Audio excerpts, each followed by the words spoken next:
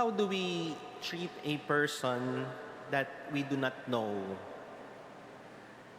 If a person is a stranger to us, we do not easily give our 100% trust. Kapag hindi natin kilala, hindi tayo basta-basta nagtitiwala. Laging may pag-aalinlangan, laging nagdududa, laging nag-iisip. Maganda kaya ang gagawin nito? Ibibigay ko ba yung tiwala ko? There is always that sense of caution in dealing with people we do not know. And comparing it to a person that we already know, to someone we can easily relate, to someone who has already been part of our life, then it would be easier for us to relate with that person. Mas madaling makitungo kapag kilala mo na yung tao. Mas madaling kausapin, mas madaling pagkatiwalaan kapag nakasama o naging bahagi na ng buhay mo yung taong iyon. Somehow there is always that bias towards strangers. It may seem that there is a little discrimination towards people that we do not know. Pero siguro sa iba ho nating mga kababayan, kapag ikay OFW, kapag napunta ka sa ibang bansa, dayuhan ka sa ibang lugar, kapag may nakita kang Pilipino, kahit hindi mo kakilala, kabayan. Kahit hindi mo kakilala, nagiging kakilala mo kaagad dahil kapwa Pilipino. Pareho kayong dayuhan sa ibang bansa. But what if that stranger does something good to us? What if that person that we do not know suddenly does something that is unexpected of? Yung pinagdududahan natin, biglang may ginawang kabutihan, biglang may magandang ginawa sa atin. What if that person that we are worried about all of a sudden does something extraordinary for us? And the moment that this happens, for sure, our walls of biases, our walls of discrimination would fall down because something good has been done to us. Nawawala yung ating pagkabayas, nawawala yung ating pagdududa dahil may kabutihan na ipinaabot, may kabutihan na ginawa para sa atin yung isang dayuhan, yung isang hindi natin kilala. In our first reading, we hear the words of the Lord through the prophet Isaiah. He exclaims that even the offering of foreigners, the good deeds of strangers are acceptable in the eyes of the Lord. We have to remember that the Israelites would hold dearly their identity of being the chosen people of God. Kapag hindi ka Hudyo, kapag hindi ka Israelita, hindi ka bahagi sa bayan ng Diyos. Ganun sila mag-isip. Kaya anuman yung kabutihan na ginagawa ng ibang tao, kahit hindi sila Hudyo, dahil hindi sila Hudyo, hindi magandang gawain iyan. Pero sinasabi ng propeta sa kanila, kahit dayuhan sila, kahit hindi nyo sila kabayan, kahit hindi sila bahagi ng bayan ng Diyos, dahil mabuti yung kanilang ginawa, dahil maganda yung kanilang pag-aalay sa Diyos, mabuting gawain iyan. With that kind of mentality, they project a bias to those who do not belong to them. There is a sense of discrimination for the people who are not part of the chosen people of God. But God reminds them that every good offering, every righteous action is always pleasing and acceptable to God. It is not only the chosen people of God who can be pleasing before the eyes of the Lord, but every person who acts righteously is also acceptable and pleasing before the Lord.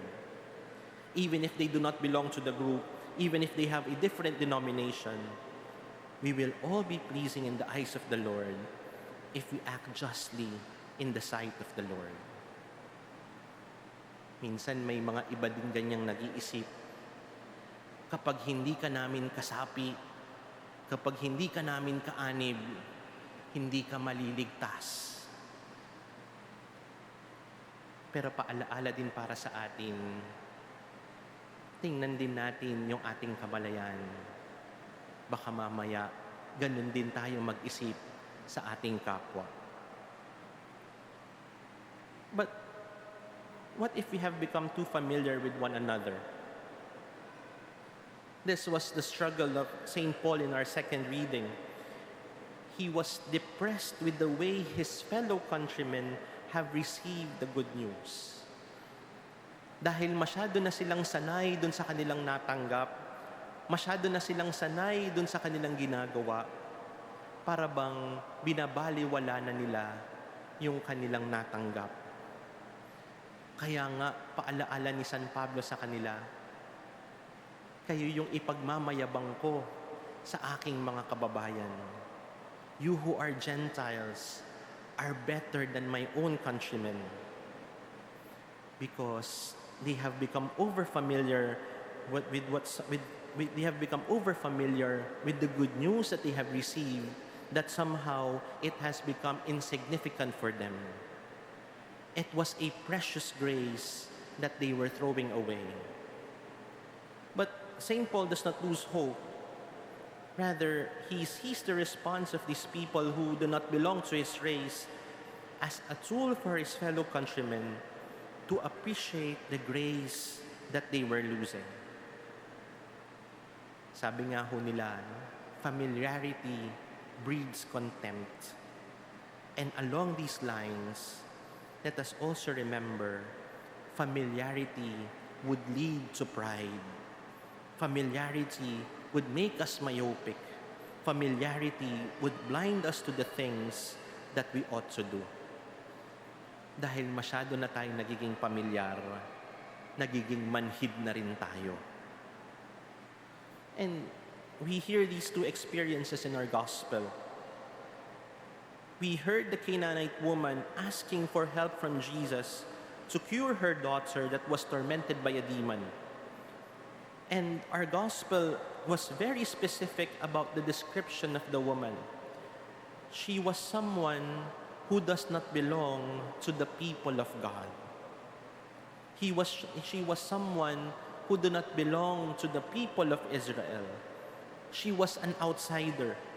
And if we will analyze the words of Jesus, he was merely stating a fact that he was primarily sent to the lost tribes of Israel. His first mission was to his people.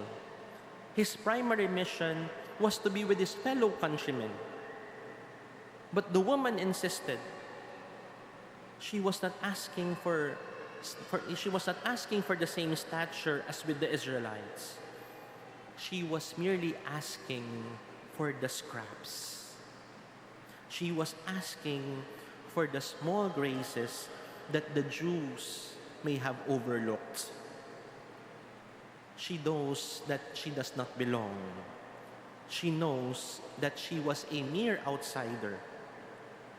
But even outsiders can see the warmth of a house that could offer.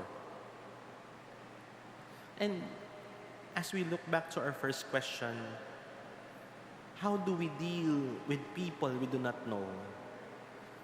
How do we deal with strangers? Hopefully, we do not only see our own capacity to do something good.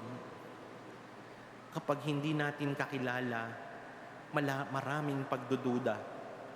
Kapag hindi natin kakilala, kapag gusgusin sa ating paningin, maraming haka-haka. Hopefully, we do not only see our own capacity. We also see the potential of each person to do what is good, to do what is right. And whenever we see the good deeds of other people, may we also be reminded of our own responsibility to act justly and righteously. Dahil tayo din dayuhan sa paningin ng iba, tayo rin hindi rin kakilala ng ibang tao. Pero sana kaya pa rin nating makipagkapwa-tao. Kaya pa rin nating gawin yung tama. Kaya pa rin nating gawin yung nararapat para sa ating kapwa. So that whenever we do these things, we may not disregard the small graces that we tend to overlook.